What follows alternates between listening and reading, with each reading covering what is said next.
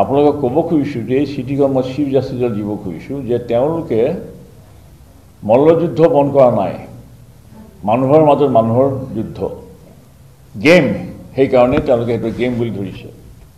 মহৰ যুঁজো এটা গেম, এটা খেল, মহৰ যুঁজখনো খেল, বুলবুল চৰাই যুঁজখনো খেল।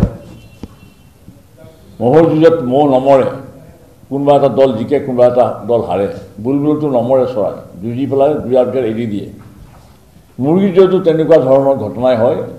মুৰ্গী যুঁজত হয়তো কেতিয়াবা হয়তো দুটা এটা মৰিব পাৰে, ৰেচলিঙত মানুহ মৰিব পাৰে, মল্লযুদ্ধতো মানুহ মৰিব পাৰে।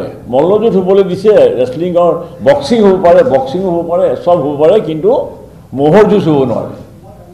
সুপ্ৰিম কোৰ্টৰ বা আইন যিসকল ৰক্ষক বিচাৰক তেওঁলোকৰ প্ৰেম মহৰ প্ৰতিহে আছে নেকি, মানুহৰ প্ৰতি নাই নেকি?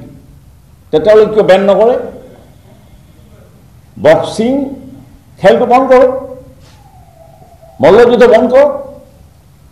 মল্লযুদ্ধ খেলিব দিবা মানুহে মানুহৰ লগত, আৰু বক্সিঙো খেলিব দিবা মানুহৰ লগত, মহিলাকো খেলিবলৈ দিবা, কিন্তু মহক খেলিবলৈ নিদিবা, যুঁজ এখন কৰিবলৈ নিদিবা। আৰু মানুহৰ এইটো মহৰ যুঁজ নহয়, এইটো অসমীয়া জাতিৰ স্বাভিমান জাতিৰ এইটো এটা সংস্কৃতি, মহ যুঁজ, বুলবুল যুঁজ। আৰু সেইকাৰণে মই ক'ব খুজিছোঁ সুপ্ৰিম কোৰ্টৰ মাননীয় বিচাৰকসকলক, তোমালোকে বহুত কৰিবলগীয়া আছে, সেইবোৰ কৰা। এটা জাতিৰ এটা পৰম্পৰা ধ্বংস কৰাৰ কাৰণে তোমালোকে মনোযোগ দিয়াটো আমি লাজ পাইছোঁ, দুখ পাইছোঁ। সেইকাৰণে সুপ্ৰিম কোৰ্টকে ধৰি যিসকল ন্যায়ালয়ৰ বিচাৰক আছে, ন্যায়াধীশ আছে, সকলোকে মই অনুৰোধ কৰিছোঁ ৰাজহুৱাভাৱে, বুলবুল চৰাই যুঁজখন যদি চৰাইৰ প্ৰতি মানে এটা ক্ৰুৱেলিটিৰ কথা আহি যায়, মহ যুঁজখনো যদি তেনেকৈ আহে, কিন্তু তাততো নমৰে, এৰি দিয়ে অলপ পৰৰ পিছত জিকা হোৱাটোহে তাত চাব খোজে।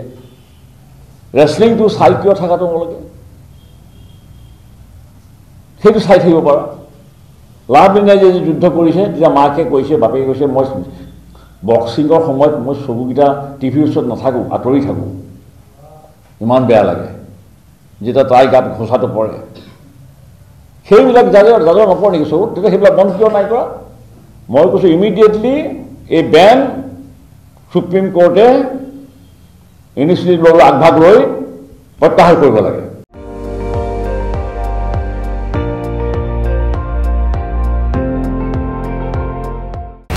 আপুনি চাই আছে ND24, সৰ্বশ্ৰেষ্ঠ নহয়, সৰ্বোত্তমৰ দৌৰ।